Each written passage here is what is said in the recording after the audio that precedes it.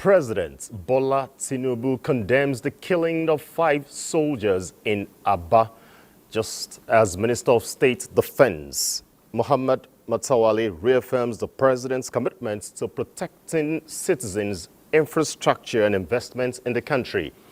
Plus, in the world of sports, Real Madrid clinched 15th UEFA Champions League title. These and more on Panorama from Abuja.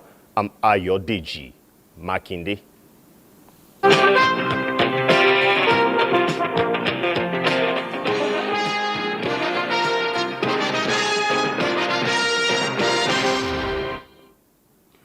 President Bola Tinubu has condemned the killing of 5 soldiers by suspected militants of the proscribed terrorist organization, IPOB, describing it as unwarranted, barbaric and evil acts that would not be tolerated in the country.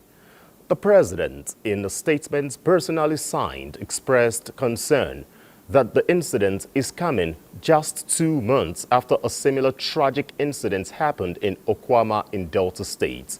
Soldiers and the police, he says, have the onerous duty to protect all citizens from aggressors and non-state actors, leading to hundreds of them paying the ultimate price in fulfillment of their duty, and therefore do not deserve the mindless attacks by unruly elements in the society. President Tinubu warns that the federal government will come down heavily against those who have made it a habit to needlessly attack the officers and men of the armed forces, reiterating that the government and the armed forces have the capacity to crush violent non-state actors making our communities unsafe. He urges security agencies not only to fish out the masterminds and perpetrators of the Aba attack, but also those calling on people to stay at home, as their action is nothing but a treasonable offense. The president assured the citizens that government is working to build a peaceful and harmonious society, but nobody should be under any illusion that the government will not act appropriately when the lives and officers and men are wantonly taken. While expressing condolences to the families of the 5 slain soldiers, the colleagues and the leadership of our armed forces, President Tinubu urged other men and women on peacekeeping duty not to be discouraged by the unfortunate incident in Aba. In another development, the Minister of State for Defense, Bello Muhammad Matawale, has reaffirmed President Bola Ahmed Tinubu's commitment to protecting citizens' infrastructure and investments in Nigeria. The minister restated this while on a working visit to Dangote Refinery in Lagos, where he commended Aliko Dangote's bold investments in Nigeria aimed at boosting the economy and generates employment, and assured Dangote and other investors that their investments will be protected in the country. The Federal Competition and Consumer Protection Commission is embarking on a nationwide quest to unravel factors behind the soaring food prices in Nigerian markets, with the aim of providing recommendations to federal government on how to curb the festering food crisis. Kayode Oladosu was with the monitoring team of the commission, who visited some major markets in Osun State. Steps taken by the federal government to reduce prices of food items. The National Bureau of Statistics still reported a significant rise in the prices of staple food items across the country in the month of April 2024. Osun, an agrarian state, is picked by the Federal Competition and Consumer Protection Commission to find out the reason behind the soaring food prices in Nigeria. Olufi markets in Gbongan and Ifon in Orolu local government are weekly major markets in Osun State that deal with food items and the team visited to investigate and gather first-hand information from sellers and consumers on causes of food inflation. Today is too expensive. It's not four tomatoes is 200 naira. If it is more than 4, it's 500 naira. To be frank, I cannot say the actual thing that caused all this inflation. The Commission's primary concern with this engagement is to onboard the markets and tackle key consumers' protection issues. Our surveillance in the market, there has been purportedly I say, because it's just what we are able to just see physically, that there's a kind of conspiracy in the market, price gouging and anti-competitive practice carried out by associations and unions in the market. And that is why it's the escalation in food prices. With this visit, the Commission will initiate evidence-based policy, review economic activities, and ensure fair pricing for consumers. In Oshogbo, Kayode Oladoshu, NTA News. Now let's move on to some labor matters where the federal government has appealed to the organized labor to return to the negotiation table as the country cannot withstand strike.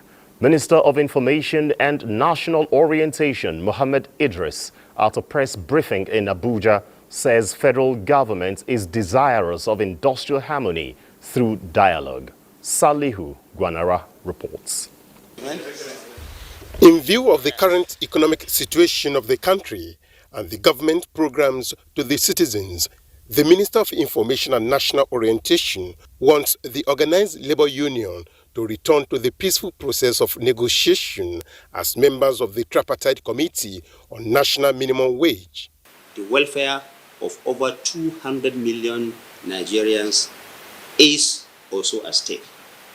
Therefore, President Bola Ahmed Tinubu is not only considering the plight of federal workers, there's only about 1.2 million, but is also concerned about the welfare of the other 200 million Nigerians. This is because the federal government's guiding principle is affordability, sustainability, and the overall health of the nation's economy. The federal government, therefore, calls on all parties to embrace reasonable and realistic dialogue that will result in proper resolution of the impasse. President Bola Tinubu, he assured, is desirous of a better living condition for all citizens and will not accept actions that will lead to job losses. Even before the discussion on the national minimum wage, you recall that the federal government has put in a number of measures to cushion the hardship that is experienced by Nigerians, especially the federal workers. One of it is the 35,000 wage award, which was supposed to last for 6 months, which the federal government now says can continue until the new national minimum wage is arrived at.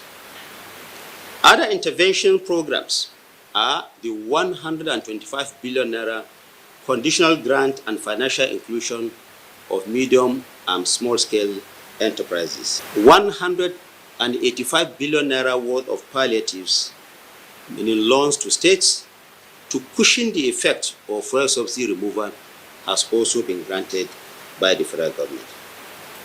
There is also 200 billion naira support to the agriculture sector to cultivate over 500,000 hectares of land to boost food production and food security in Nigeria. Labour on Friday, 31st May 2024, declared an indefinite nationwide strike to commence on Monday, 3rd June 2024. In Abuja, Saliu Gwanara, NTA News.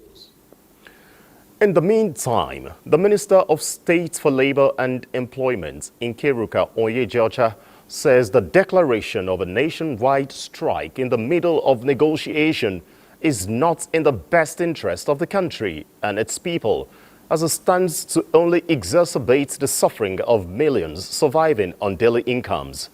saying government has consistently demonstrated commitment and goodwill throughout negotiating the new national minimum wage, with careful proposals taking into account the country's economic realities and incorporating innovative solutions.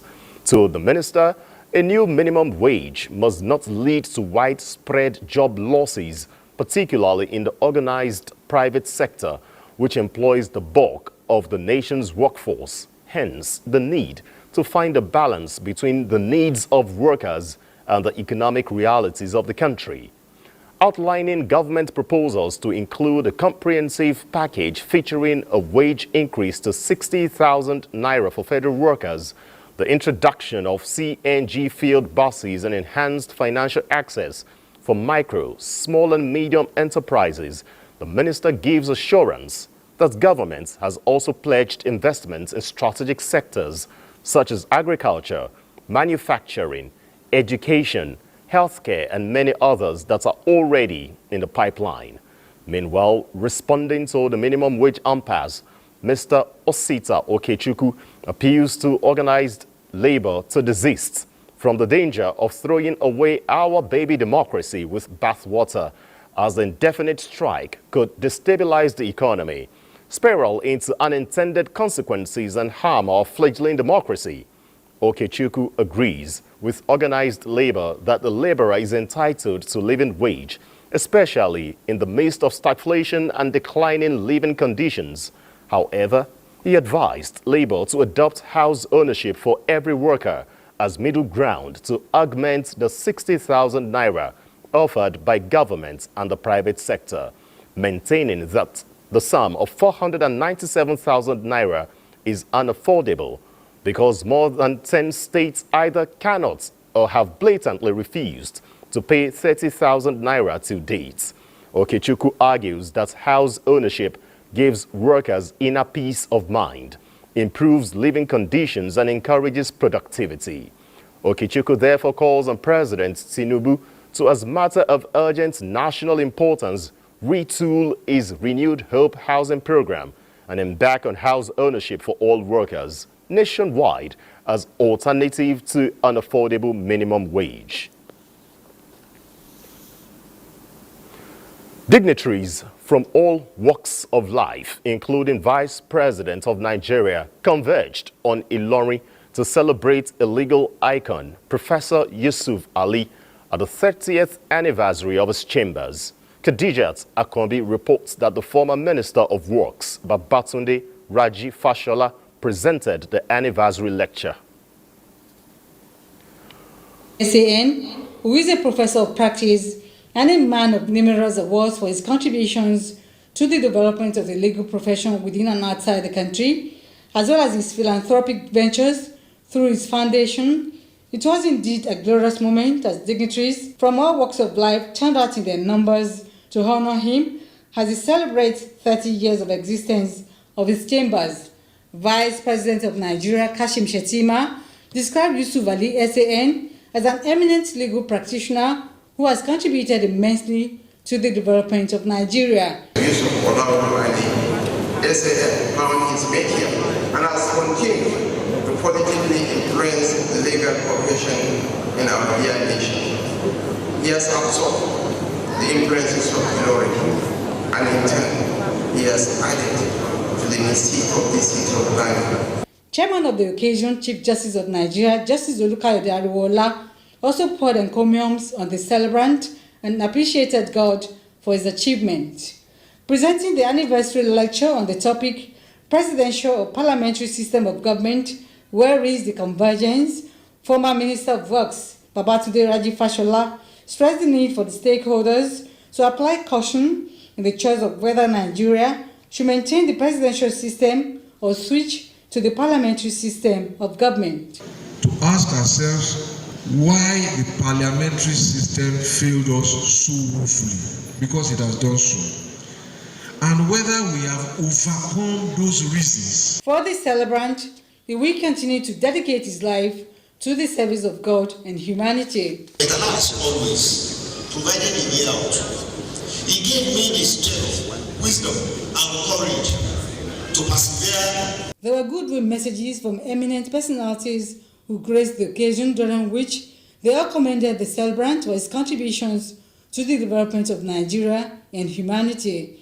Highlights of the event was the unveiling of a compendium on 3 decades of Gallup chambers by the Vice President of Nigeria. As part of his engagement in Ilorin, the Vice President paid a courtesy visit to the Emir of Ilorin, Alhaji Ibrahim Sulugambari, where he commended the peaceful coexistence in the ancient town. Khadija Takambi, NTA News. This is Panorama on the network service of the Nigerian Television Authority. Let's go for a break. We'll be right back.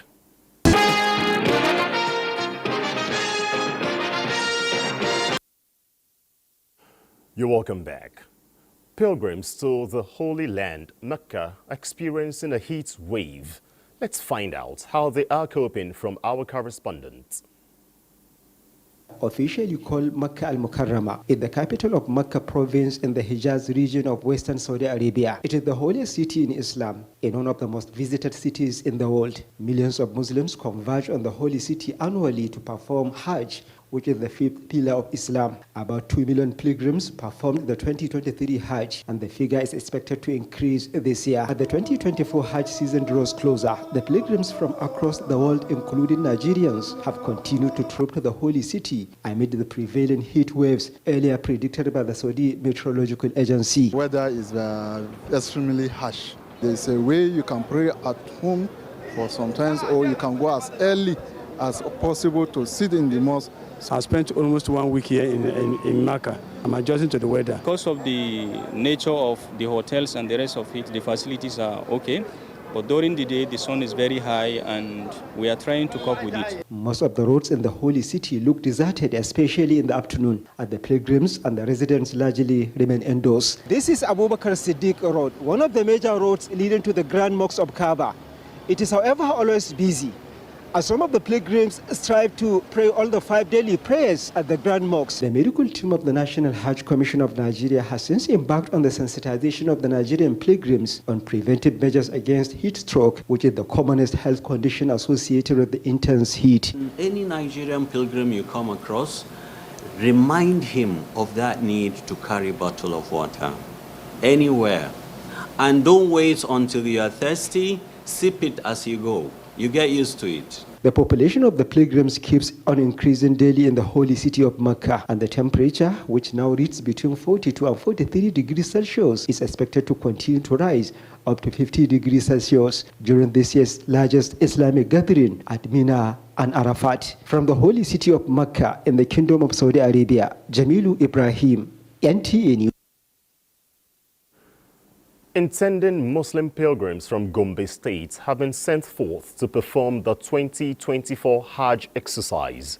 Emmanuel Akila reports that 1,370 would-be participants have been charged to pray for the betterment of Gombe State and Nigeria in general while in the Holy Land. The intending pilgrims undergo orientation to expose them to the rudiments of performing the Hajj exercise. Now the time has come for the spiritual journey. Governor Muhammad Ino Yahaya charges them to be patriotic while performing the exercise. A Muslim is a person who abides by the law and order as laid down by the Almighty. Even our everyday life in the society is governed by laws and regulations. Gombe State Muslim Pilgrims Welfare Board has done the necessary preparation, but the state government has to intervene for it to overcome some of the challenges in this year's operation. Within all possible means, we have done all we can to make sure that we go with them safely and return with them safely. The Hajj fare was suddenly increased to a very, very unacceptable cost. And the governor felt very, very much touched, and he decided now to intervene. The participants are happy with the support from the state government, assuring of abiding by all rules in Nigeria and in the Kingdom of Saudi Arabia regarding the exercise. Gombe State intending pilgrims are expected to be airlifted from the Gombe International Airport Lawanti from Saturday, 1st June 2024. In Gombe, Emmanuel Akila, NTA News. Former Nigerian head of state, General Ibrahim Badamasi Babangida, has advocated for collective efforts to write a new narrative for the betterment of the country, using public relations as a tool for effective leadership.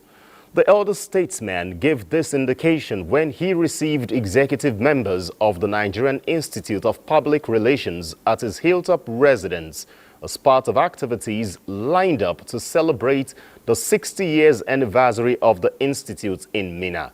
Fatima Usman reports.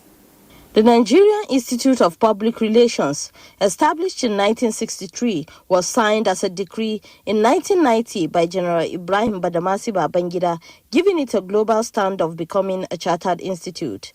This institute, which has been in the forefront of strategic communications and rebuilding the reputation of Nigeria through effective leadership, is now 60 years. It is for this reason and other giant strides achieved that the Institute decided to visit and recognize the icon General Babangida, who wrote Nigeria on a global history of public relations, being the first to be chartered. General Ibrahim Badamasi Babangida, who congratulated the Institute for living up to expectations and being steadfast in implementing what the country expects, believes that there is the need to write new narrative for the country and commended the Institute for providing a better society. Our strength now has gone high, and I believe as time goes by, our society will be a society that everybody will be proud to belong. More congratulations for the good job you have been doing to the country and for keeping very steadfast in implementing all what the country expects of you to do. Moving forward, we want to ensure that public relations takes a center stage in leadership of Nigeria. Having the capacity to strategically communicate what has to be done and what is being done. It is a time that the minister has said, bringing back public trust to public communication, understanding that PR is very important. The Diamond Celebration, with the theme Public Relations and Value Reorientation and Economic Transformation, had earlier embarked on roadwork with trees planted to promote the Green Nigeria initiative. Visit to the Emir of Minna, Umar Faruk Bahago, and Dina in Minna. Fatima Usman, NTA News. Moving on to sports, Petro Luluanda to represent Africa at the FIBA Intercontinental Cup later this year after beating Al Ahly to win 2024 Basketball African League. For more on sports updates, let's join Suleiman Musa. And that's Panorama from Abuja. I'd like to thank you for watching. I'm Ayodeji Makinde.